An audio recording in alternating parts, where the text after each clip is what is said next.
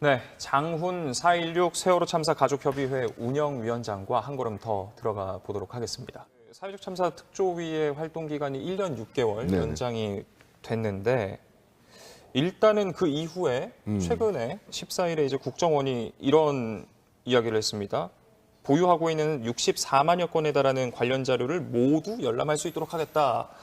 혹시 뭐 그렇다면은 앞으로 이런 거를 그럼 사참위에서 자료를 좀 열람도 해보고 들여다볼 수 있고 그런 상황인 겁니까? 아까도 잠깐 말씀드렸는데 이거 되게 이게 보여주기식 이야기예요. 이게 뭐냐면 자료 자체를 열람하겠다는 게 아니고 지금 사참에서 요청하는 건 세월호라는 키워드가 들어가 있는 그 목록, 이게 문서들이 몇 건이 있고 그 목록 좀 보자는 거예요. 목록을 보자는 게 목록만 64만 건이라는 거예요. 예. 그 목록에 있는 내용까지 또 들어가려면 몇 번의 또 이제 또 절차가 남아 있는 거죠. 그래서 이제 우선은 확인된 것만 지금 64만 건이고 예.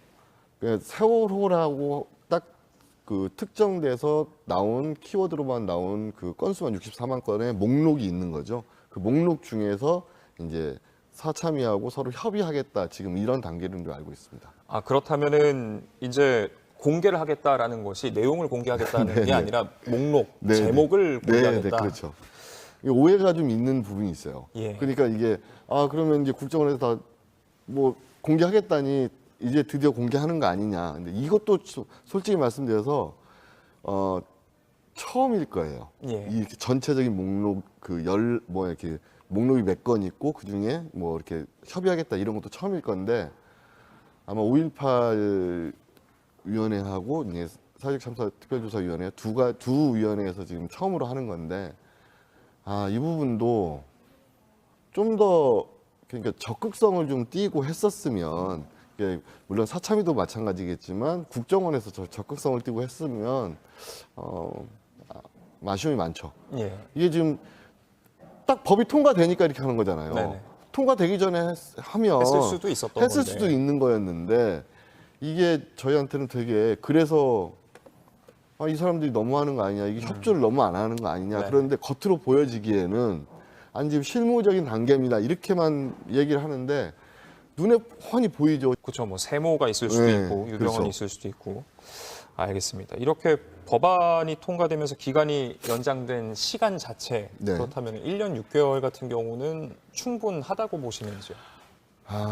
저희한테 많이들 물으시는 게 그 부분을 많이 물으세요. 근데 저희는 조사 기간을 30년을 준다 한들 조사받는 각 부처들, 그러니까 뭐 국정원이라든지 군이라든지 해수부, 해경, 뭐 청와대 이런 부처들의 조사 협조가 없다면 조사 기간을 30년을 준들 조사가 충분히 이루어지지 않을 것이다. 근데 지금 이 단순하게 그냥 조사 기간만 따지는 게 아니고 우리는 조사를 어떻게 더 활성화시킬 수 있고 더 적극적으로 임하게 할 수 있느냐 이 부분을 더 강하게 주장하라고 있거든요. 그래서 길면 긴 시간이고 짧으면 짧은 시간이지만 1년 6개월 동안 열심히 조사를 또 하는 사참위는 또 열심히 하고 또 조사를 받는 부처들이 좀 적극적으로 좀 협조를 좀 했으면 예. 하면 충분히 이루어지는 시간이 아닐까 이런 생각을 하고 있습니다. 개정안 내용을 좀 네. 주요 내용을 살펴볼 텐데요.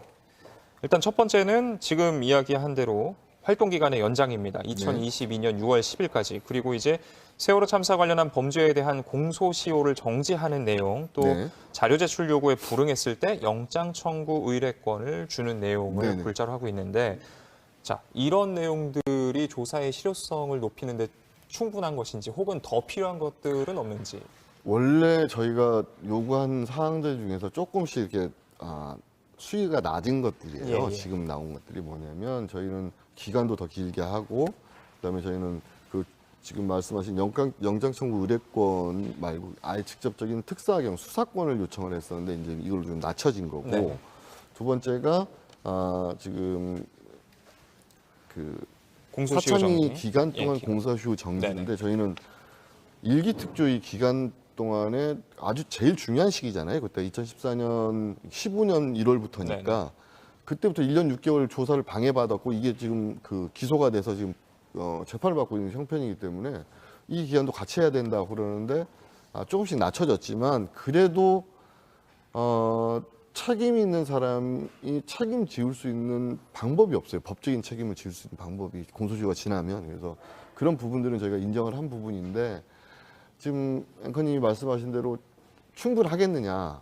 저희는 어떤 걸 해줘도 충분하지 않아요. 네. 하지만 사회적인 합의와 또 민의의 전당이라는 국회에서 합의의 정신으로 또 만든 법이기 때문에 여기에 대해서 충분하지 않더라도 더 노력해서 할 수 있는 모습들을 보면 볼 수 있다면 저희 가족들도 좀 그 부분에 대해서 좀 만족하지 않을까 이런 생각을 하고 있습니다. 예. 아무래도 여당과 청와대 정부의 그런 미흡한 모습을 지켜보시면서 특검에 대한 기대도 커질 수밖에 없었을 것 같습니다. 사실 근데 특검 같은 경우에는 이게 이번에 처음 요청된 게 네네. 아니잖아요. 그렇죠. 그 과정들이 좀 어떠셨는지. 19대 때 아마 해경 3청장 그러니까 뭐 본청장, 해경 본청장, 서해청장, 목포청장에 해서 3청장에 대한 특검이 아마 요청됐었고 그게 또 20대 때도 요청이 됐었는데 예. 이제 묵살됐죠. 근데 이제 이번에 처음으로 이제 그 증거 조작 관련해서 CCTV 증거 조작 관련해서 특검이 요청이 됐는데 과정들이 되게 저희한테 수사권, 기소권을 주지 않는 대신 특검을 주겠다. 이게 국회의 약속이었어요. 근데 그 약속이 지켜지지 않았거든요. 19대 때, 20대 때도. 근데 이제 이번 법을 만들면서도 그 부분을 되게 중점적으로 저희가 요청을 한 거예요.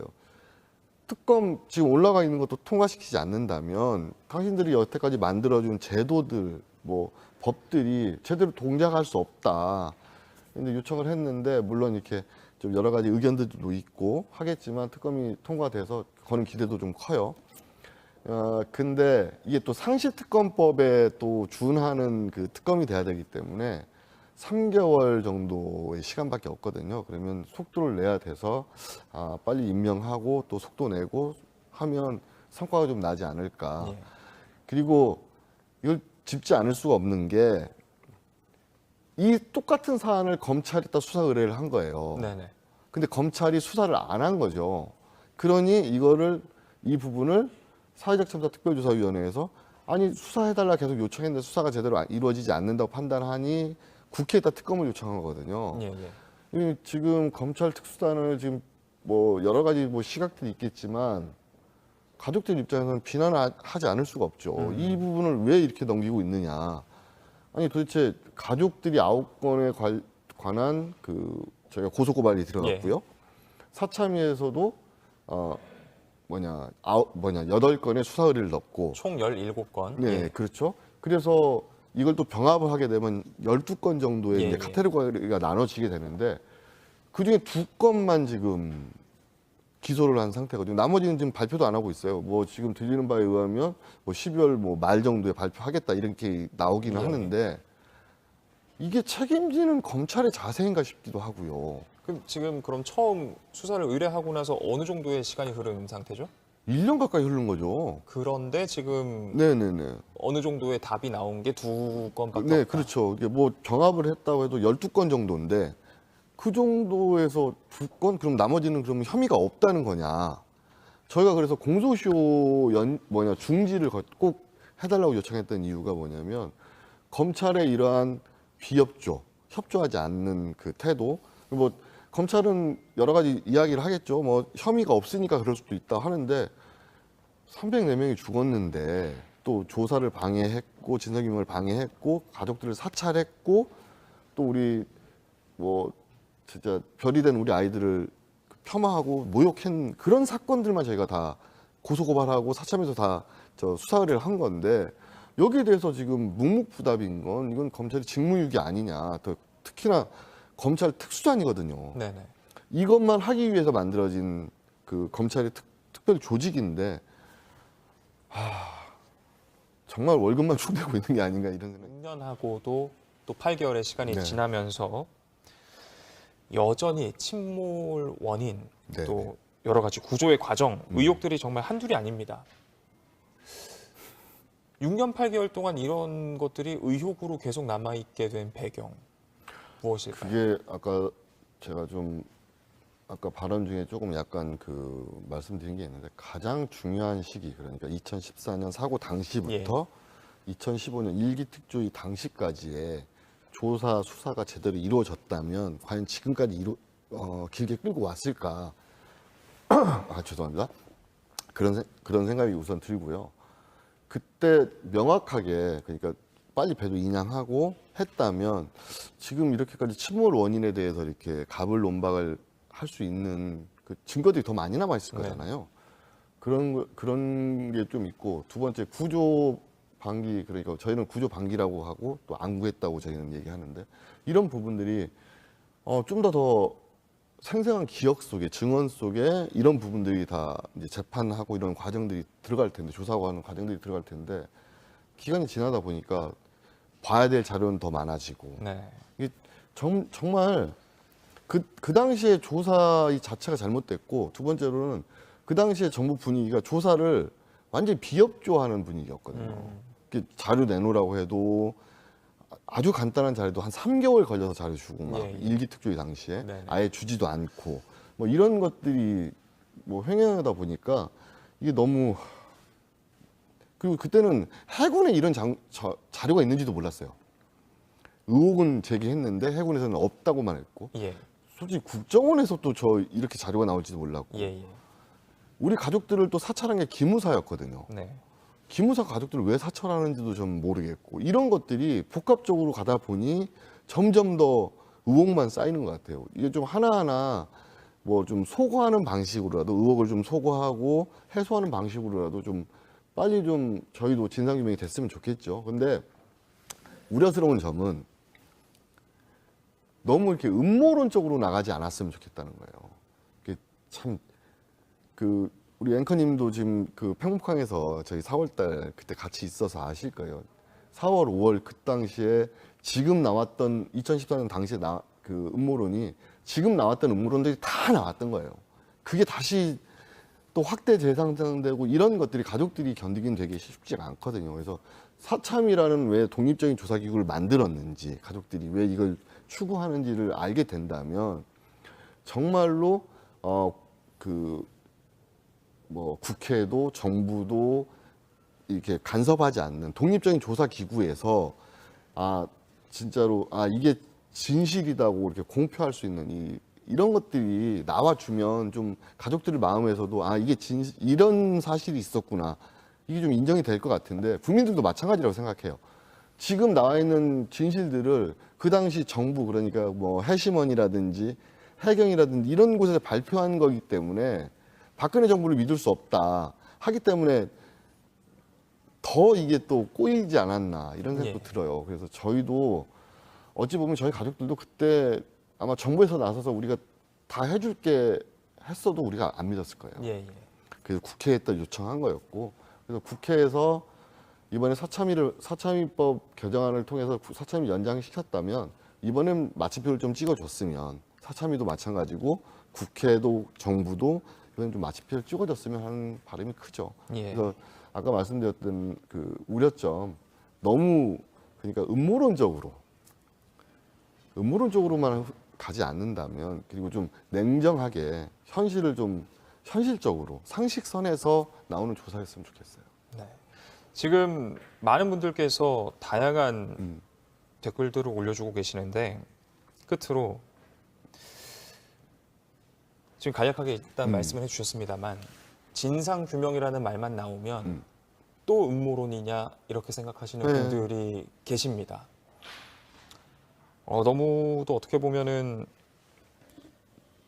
잔인한 말이고 잔인한 생각이다라는 생각이 일견 들기도 합니다만 그런 분들이 여전히 일정 수가 그렇죠. 있는데 그분들에게 어떤 한 말씀을 주신다면 저는 그분들께 좀 이렇게 말씀드리고 싶어요. 뭐냐면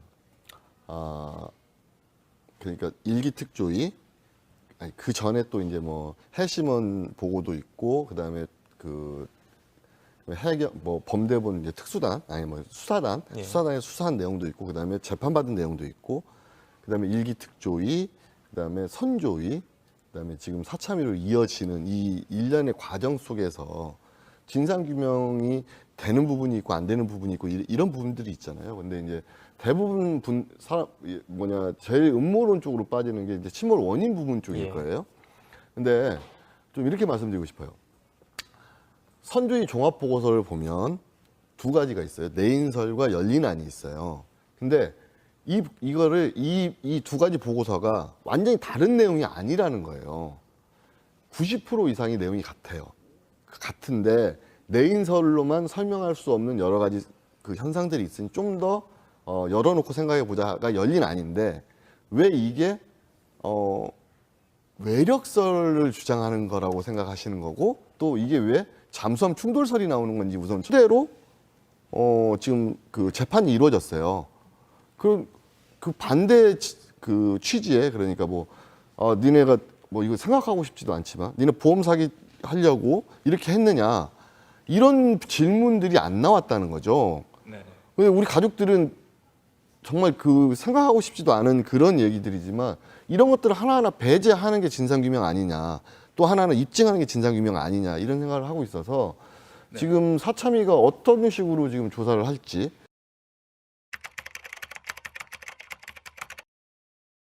일단 1심에서 무죄를 선고하면서 재판부가 이제 가습기 살균제 사용과 폐질환, 천식 사이의 인과관계를 인정할 만한 증거가 없다 이렇게 판단을 하게 됐습니다. 직접 이제 재판 선고 날 이제 현장에 가시기도 했는데 예, 들으시기 어떠셨는지? 제 귀를 의심했습니다. 예, 그 앞에 이제 선고 주문하기 전에 배경을 설명을 하는데 점점 가면 갈수록 마치 그 피고인 변호인이 이야기하는 피고인 변호인의 주장을 그대로 그냥 이렇게 재판부가 이렇게 읊는 듯한 어떤 그런 이야기가 계속 진행이 돼가지고 굉장히 불안했는데 아니나 다를까 나중에 거의 전원 무죄.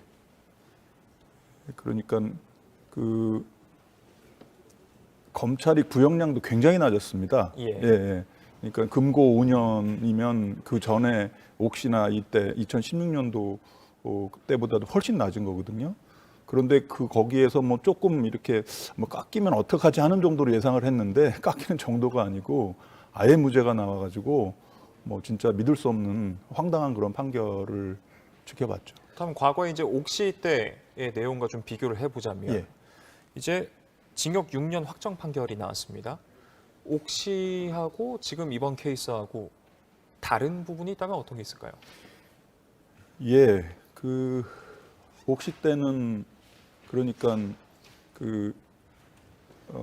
폐손상 옥시 제품이 노출돼가지고 폐손상을 일으킨다라고 하는 분명한 인과관계가 확인이 됐습니다.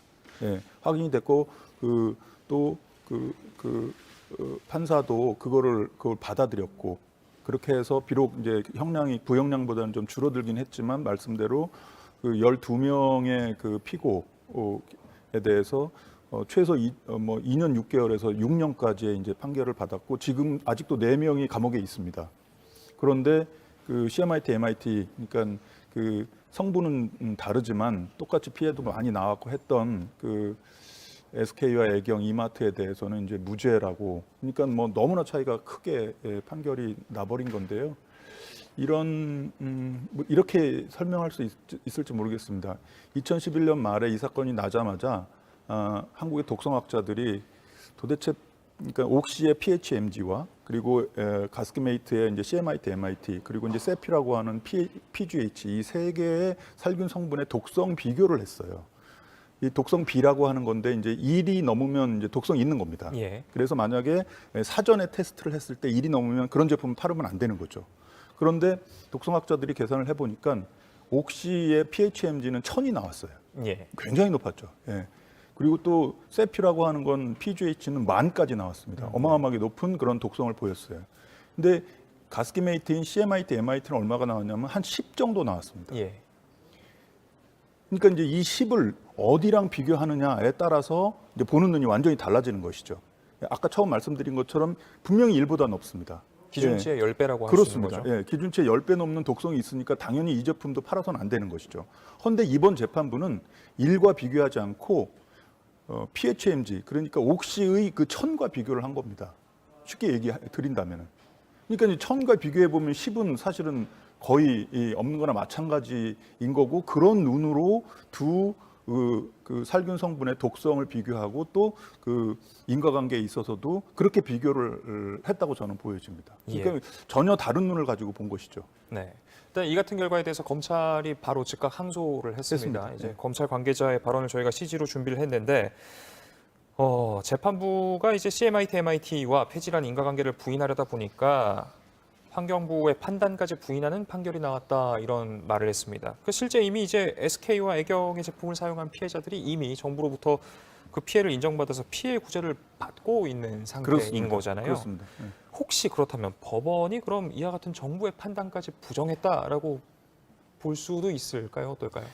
예, 아마 검찰이 말하는 부분은 그 부분 같습니다. 그러니까 이제 이 사건의 특징은 1994년, 지금부터 한 30년 전에 부터 시작해서 2011년까지 한 10여 년 전까지 굉장히 오래 전에 사실은 그 일회용품이나 마찬가지인 그런 제품 쓰고 버린 거잖아요. 그러니까 거의 대부분의 피해자들은 직접 증거가 없어요. 네. 제품도 없고, 그렇죠. 사실은 상당수의 그 많은 피해자들은 기억조차 못하는 이런 건데, 아주 일부 피해자들만 제품을 갖고 있거나 영수증을 갖고 있는 그런 아주 특별한 사정이 있는 거거든요. 그래서 처음에 저희들이 조사할 때부터 2011년 질본화와 같이 할 때부터 그런 상황을 고려해서 그 환경 노출 조사라고 해서 이제 그 훈련받은 조사원들이 반복해서 사용 여부에 대해서 묻습니다. 그러면 일관되게 답을 하고 구체적으로 답을 하면 이 사람들은 쓴 거다라고 해서 이제 출발이 된 거예요. 그런데 그게 바로 이제 환경부가 말한 그 피해자 조사이고 이 사건의 출발이거든요. 근데 이번 재판부는 가습기 메이트를 단독 사용한 사람들이 과연 이 제품을 썼는지조차 의심스럽다라고 하는 거예요. 예. 그러니까 제품이나 영수증을 갖고 있지 않은 사람들이 말하는 어떤 그런 내가 이 제품을 썼다라고 하는 그런 환경 노출 조사의 응답을 신뢰하기 어렵다라고 하는 이 사건의 출발조차도 의심하거나 하는 어떤 그런 그 자세를 보인 거고, 이거는 거의 100% 그대로 기업 측 변호사들이 계속 주장해왔던 거를 그대로 받아들인 겁니다. 지금 일단 이 사건을 놓고 봤을 때 단일 환경 사건 중에는 유례가 없을 만큼 피해 규모가 가장 큽니다. 그럼에도 불구하고 이제 앞서 간략하게나마 이야기를 해주셨지만은 피해를 집계하는 과정에서 영수증이랄지 어떤 근거 자료가 있는 경우만 집계가 됐기 때문에 실제적인 피해 규모는 그보다 더 클 수도 있는 거 아니냐 이런 우려도 있습니다. 어떻게 보시는지? 예. 지금 신고된 피해자가 한 7,100명쯤 되고요. 그 중에 사망자는 한 1,600명 정도 됩니다. 근데 말씀드린 제품이나 영수증이 없어도 신고는 할 수 있습니다. 예. 그런데 문제는 신고된 사람이 다가 아니라는 거죠. 1994년부터 2011년까지 18년 동안 40개가 넘는 제품 종류, 무려 1,000만 개 가까운 그런 그 제품이 팔린 거예요. 그래서 전체 사용자만 우리나라 인구의 거의 그러니까 900만 명 정도가 이제 사용을 했습니다. 그러니까 5명 중에 1명, 우리나라 사람 5명 중에 1명은 가습기 살균제 제품을 사용한 경험이 있는 거고, 그 중에서 다시 한 10%인 한 70에서 80만 명 정도가 건강 피해를 입은 것으로 그렇게 추산이 되고, 사망자는 약 2만 명까지 추산이 됩니다. 네. 그러니까 신고된 사람은 전체 피해자의 그야말로 세 발의 피해예요. 진상규명이 뭡니까? 피해 규모를 정확히 파악을 하고 그들을 찾아내는 것. 지금 70년 전에 제주 4.3 사건이나 50년 전에 그 5.18 사건의 희생자를 찾아내서 진상규명을 하려는 사회적 노력이 있지 않습니까? 가습기 살균제 참사는 현재 진행형이에요. 지금 살아계신 분들 중에 그 피해자와 가족이 있고, 그런데 그런 것에 대한 진상규명을 제대로 해야 다시는 이런 일이 발생하지 않는 거 아니겠습니까? 그런 점에서 그 진상규명을 못하게 한 것도 안타깝고, 이런 식의 그 재판이 재판부가 엉터리 판결을 한 것도 굉장히 아쉬운 상황입니다. 그런데 이제 상황을 지켜보다 보니까 우려되는 부분이 있습니다. 지금도 그 피해 구제에 대한 판단을 위한 심의가 진행 중입니다. 그렇습니다. 그래서 피해 구제가 결정이 된 사람이 몇 명이다 이런 업데이트되는 보도 자료가 매번 나오고 있죠. 이번 판결로 인해서 현재 진행 중인 혹은 앞으로 진행될 심의에 영향을 미칠 수도 있는 거 아닌가 하는 우려도 좀 생기거든요. 그렇지는 않을 거라고 봅니다. 예. 왜냐하면 피해 구제와 그 판단은 전혀 다른 채널로 진행이 되기 때문입니다. 그래서 피해 구제에 대해서는 그 가습기살균제 피해 구제법이라고 특별법이 예. 별도로 만들어졌고 작년에 한 번 또 개정이 됐습니다. 네네. 그래서 지금 불과 한 3, 4개월 사이에 개정된 법에 의해서 한 1,000명 이상이 지금 인정이 그렇죠. 됐습니다. 예. 그래서 4,000명이 넘었는데요. 올해부터 지금 개별 심사를 하게 돼 있는데 그걸로 얼마나 더 많은 피해자들이 인정이 될지 지금 관심이 집중되고 있고, 만약에 그걸로도 부족하면 법을 한번 더 개정해서라도 사용하고 나타난 피해에 대해서는 전부 인정을 해야 될 것입니다. 다시 말씀드리면 이번 판정하고는 그 지금 피해 구제 인정하는 트랙은 전혀 다른 트랙입니다. 예. 다만 이제 사회적인 그 인식과 이런 부분이 이제 문제일 것 같고, 또 정부가 피해자라고 인정한 사람들에 대해서 가해기업이 이제 배상을 해야 되는데 이 배상에서는 상당한 큰 어려움이 예상이 됩니다. 왜냐하면 예. 형사 재판에서 책임이 있다고 해야 그렇죠. 그래야 민사에서. 민사적인 그런 책임을 지게 되는데 그 부분은 큰 어려움이 예상됩니다. 참 그렇습니다. 지금 6시 15분을 지나고 있는데요. 이 부분을 안 여쭤볼 수가 없을 것 같습니다.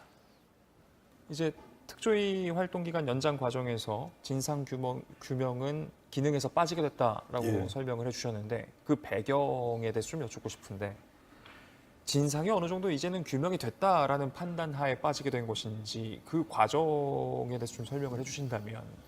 예, 진상이 어느 정도 됐다고 하는 주장을 환경부가 했습니다. 예, 환경부는 가습기살균제 진상이 어느 정도 됐고 피해 구제도 굉장히 대폭 늘어났고 또 재발 방지하기 위한 그런 제도도 상당히 보완이 돼 있다라고 주장을 했습니다. 근데 그렇게 생각하는 국민이 과연 얼마나 있을지 모르겠습니다. 금방 말씀드린 것처럼 아주 기초적인 피해 규모 확인 및 피해자 찾기도 제대로 안 돼 있는 상태입니다. 예. 게다가 그 말씀드린 제품이 40개가 넘는다고 그랬잖아요. 환경부가 확인한 제품은 한 10개밖에 안 돼요. 그러니까 사건의 ABC조차도 제대로 확인 안 된 상태에서 다 됐다라고 하는 건 사실은 2011년 이 사건이 알려졌을 때 환경부나 정부가 취했던 굉장히 소극적인 자세가 지금도 그대로 이어져 온다고 생각이 되기 때문입니다. 그렇게 사실은 특조위의 조사 대상이 바로 환경부입니다. 가장 큰 조사 대상이죠. 그들의 주장을 국회 야당이 받아가지고 주장을 하고 또 어처구니 없게도 여당인 민주당마저도 그 주장을 받아서 여야 합의라는 이름으로 가습기 진상규명을 빼버리고 하는 그런 식의 굉장히 이상하고 어처구니 없는 그런 결정을 한 겁니다.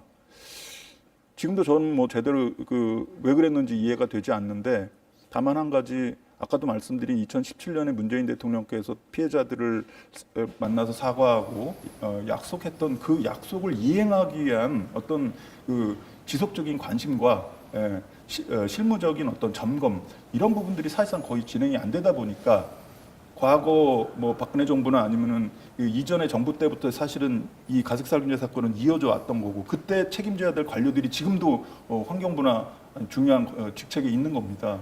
바로 그들에게서 특조위의 조사 칼날이 막 이렇게 겨눠지고 있는 그런 상황인 것이거든요.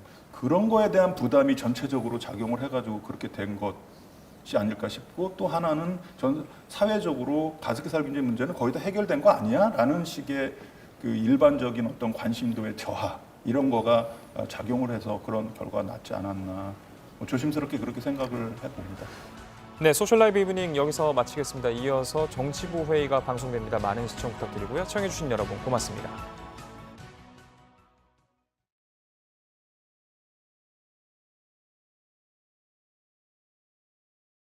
가라 뉴스의 재미를 담았습니다.